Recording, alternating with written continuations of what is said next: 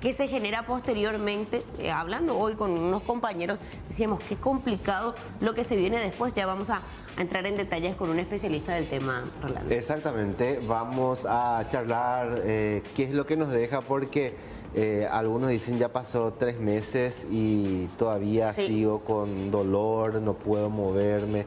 Es bastante complicado y lo que queremos saber con un profesional es que tenemos alternativas paliativas para de alguna manera hacerle frente a ese dolor que cuesta bastante. Es complicado. Estamos justamente con el licenciado Martín Inmediato, él es fisioterapeuta. Incluso nos decía, yo tuve chikungunya y sigo batallando con los efectos. ¿Cómo le va, licenciado? Gracias por su tiempo. Gracias a ustedes por la invitación. En realidad sí estamos ante un escenario nuevo, enfrentando de vuelta un cuadro patológico.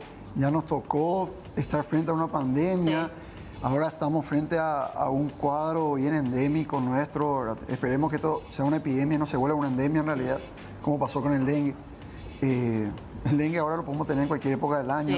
Esperemos que esta chikungunya no ocupe el mismo comportamiento epidemiológico, porque obviamente esto va a traer muchas secuelas. O sea, de hecho ya está trayendo secuelas. Tenemos muchos pacientes que acuden a los servicios de rehabilitación, tanto de lugares públicos como privados, y el inconveniente global es la discapacidad que genera este virus en el corto, mediano y largo plazo. O sea, tenemos hoy en día pacientes que ya con un post-cuadro agudo de la enfermedad, estamos hablando ya de más de 2 meses, inclusive siguen teniendo quejas sobre dolores o molestias, sobre la incapacidad de llevar a cabo sus actividades de vida diaria. O sea, realmente es una situación preocupante, pero desde nuestra profesión podemos brindar cierta ayuda, ciertas indicaciones para que esta condición sea sobrellevable, ¿verdad? La situación está a tal punto, ¿verdad?, de que hay estudios que nos mencionan que las secuelas pueden durar inclusive más de 6 meses. Mucho tiempo. Más de 6 meses estar con dolor, yo creo que no es agradable para ningún individuo. Y esto genera una suerte de varios inconvenientes que no solamente deben ser observados desde la salud pública, ¿sí? Las personas van a tener mayor cantidad de ausentismo laboral, van a haber mayor cantidad de gastos, porque bueno, vamos a tener que conseguir un tratamiento especializado con médicos. Hablamos justamente desde el diagnóstico clínico hasta la intervención del reumatólogo, que son parte fundamental de esto, pero sin obviamente desmeritar a ningún profesional de la salud. Justamente estábamos comentando el daño psicoactivo que puede generar el padecer esta enfermedad. Una persona padece esa discapacidad, ya sea de corto, mediano o largo plazo, y tenemos un cuadro de depresión asociado. Esos cuadros de depresión agravan de vuelta la condición inicial. O sea, se vuelve un círculo vicioso. Ahora, ¿hay un protocolo o al menos cuánto tiempo después de que una persona se haya curado puede empezar ese acompañamiento, esa rehabilitación que ustedes hacen? ¿Y los dolores se manifiestan en diferentes partes del cuerpo, o hay lugares donde ustedes detectan que la mayoría de los pacientes demuestran dolor? Bueno, en realidad el tiempo que se respeta para iniciar el proceso de rehabilitación es el tiempo febril. O sea, durante el cuadro febril, el cuadro agudo, lastimosamente no queda más que hacer un reposo, intentar una inmovilidad absoluta. O sea, sí, hacer pequeños movimientos, pero nada que genere un agotamiento en mayor medida, ¿verdad? Una vez pasada esa fase de fiebre, y idealmente con un control clínico que nos dé los parámetros de decir, ok, este paciente está listo para continuar su proceso de rehabilitación, bueno, ahí encontramos justamente que tenemos varias herramientas que podemos considerar, ¿verdad?, al momento de intervenir con los pacientes. Lo prioritario siempre es que todo paciente que acuda a su fisioterapeuta lo haga y sepa que este paciente va a ser evaluado funcionalmente. Y a partir de ahí ver estos puntos, Y a partir de ahí vemos que el paciente tiene una alteración en la funcionalidad que compromete la movilidad articular. Excelente. Pues el fisioterapeuta establecerá un protocolo de intervención articular. Pero lastimosamente hay que decirlo también, creo que el doctor Sequera lo mencionó en uno de sus informes, hay manifestaciones atípicas de este virus. Estamos teniendo, no en nuestro país, pero sí a nivel mundial ya casos de secuelas inclusive neurológicas. O sea, hay que prestarle atención a esto. No, a las señales. ¿No? A las señales de alarma que constantemente las estamos repitiendo ahora.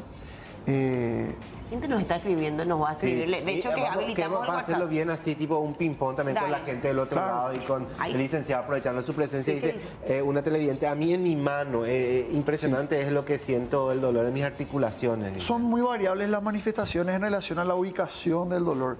Muchos le refieren preferentemente en manos, muchos en pies, en rodillas y en hombros. O sea, no hay un patrón que yo te pueda decir, ok, este paciente va a tener sí o sí esta secuela, porque es muy variable.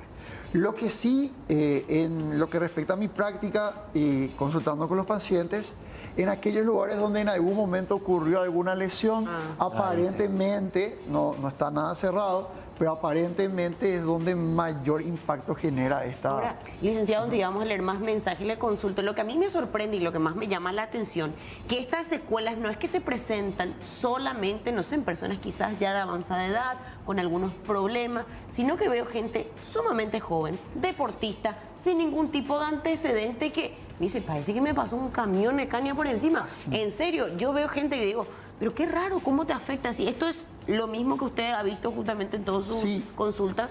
Así mismo, de hecho que estamos justamente hoy terminamos la parte de un resultado de un estudio preliminar donde hicimos una encuesta a personas post-chikungunya, un buen número, 141 personas, y vimos el impacto de esas personas en relación al cansancio, a la fatiga, y nos quedamos, con esos resultados nos quedamos como... En offside, ¿no? En offside, sí, porque no podíamos creer que personas de tan joven edad, porque lo hicimos en una carrera universitaria, tuvieran el agotamiento y el cansancio y que lo hayan determinado a la severidad que lo hicieron posterior de la infección. O sea, si lo determino que es una afección articular, estoy mintiendo.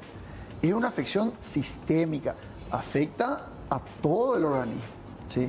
Entonces, haciendo referencia nada más a ese estudio que justamente lo culminamos el día de hoy en cuanto a la recolección de datos, resulta preocupante porque la franja, el grupo etario efectivamente más afectado va entre los 20 y los 35 años, población económicamente activa. O sea, por eso le digo, no solamente tenemos implicancia desde el punto de vista de la salud pública, sino desde el punto de vista laboral, desde el punto de vista económico. O sea, estamos en una situación incómoda. Ahora, a otros dicen, el tobillo se me hincha muchísimo. Sí. ¿Qué es lo que se recomienda o qué es lo que hacen? No sé, pregunto desde el desconocimiento, o sea, algún tipo de masaje para paliar ese dolor. Claro. ¿Qué es lo que se hace? Existen aparatos que empleamos, ¿verdad? Cuando vemos que hay un edema importante, utilizamos una técnica, es la del drenaje linfático manual, o podemos aplicar presoterapia, que vendría a ser un equipo especializado que genera a través de variación de presión, con presiones obviamente dosificadas por el profesional. No es que yo voy, compro un equipo de presoterapia y me lo hago en casa. Tiene que ser una dosificación correcta para la patología que presenta el paciente. Drenaje linfático, para ir simplemente dividiendo, es como una especie de masaje, pero mucho más fuerte, ¿no? Yo lo relaciono con... Justamente al contrario. En realidad, el drenaje linfático tiene que ser muy suave. Ah, ok. Es casi como imperceptible. No digo imperceptible, pero sí como una caricia del cuerpo, vamos a decirle. Tiene que ser muy suave.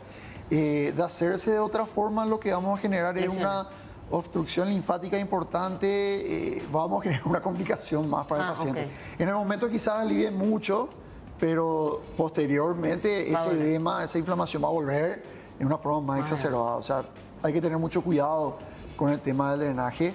El profesional kinesiólogo está preparado para hacer este drenaje linfático manual.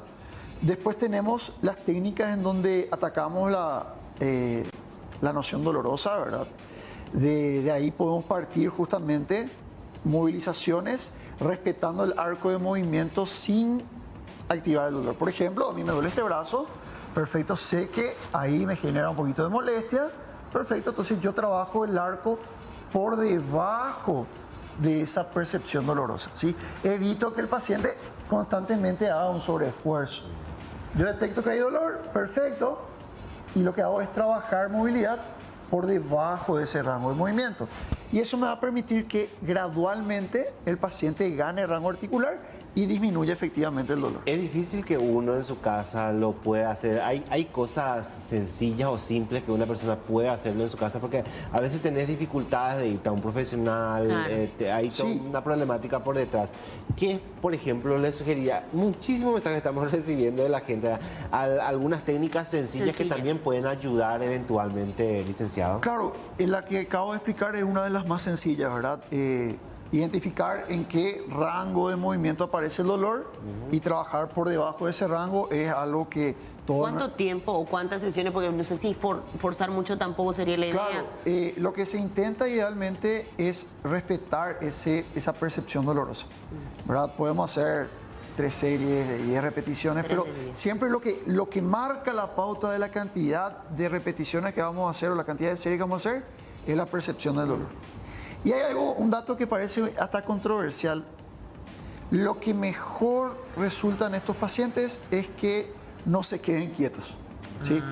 Cuando pasa un periodo de inmovilidad, o generalmente cuando el paciente recién se levanta del sueño, ¿verdad?, de descansar, ahí son los Momentos más dolorosos y más frustrantes inclusive para los pacientes. A medida que van movilizándose, esto es favorable. Lo que sí, un estudio ya hecho con anterioridad nos dice claramente que la actividad física no debe ser moderada ni intensa, debe ser una actividad física leve. Y es importante entender que no tenemos que una forma de controlar, ¿verdad?, esa actividad física leve, porque para mí una persona que me muevo regularmente no es lo mismo para una persona que es sedentaria. Claro, si yo te digo a uno de ustedes, bueno, vamos a caminar a la Costanera, quizás sea algo leve para nosotros, pero no para un paciente sedentario, un paciente obeso o hipertenso, un paciente con obesidad o con hipertensión. Entonces, la actividad física sí está recomendada, pero siempre debe ser leve, ¿sí? Tenemos que evitar desencadenar una respuesta inflamatoria adicional a la propia respuesta inflamatoria que está existiendo. Claro, totalmente. Bueno, muchísimos mensajes Sí, y muchas consultas que seguramente vamos a estar también compartiendo con usted, licenciada, que agradecemos por su tiempo. A cuidarse, a prevenir siempre que se pueda, usemos repelente. Bueno, y en el caso de que ya hemos vivido la etapa de la enfermedad, tomar estas recomendaciones para el post. Muchísimas gracias. Muchísimas gracias por la invitación.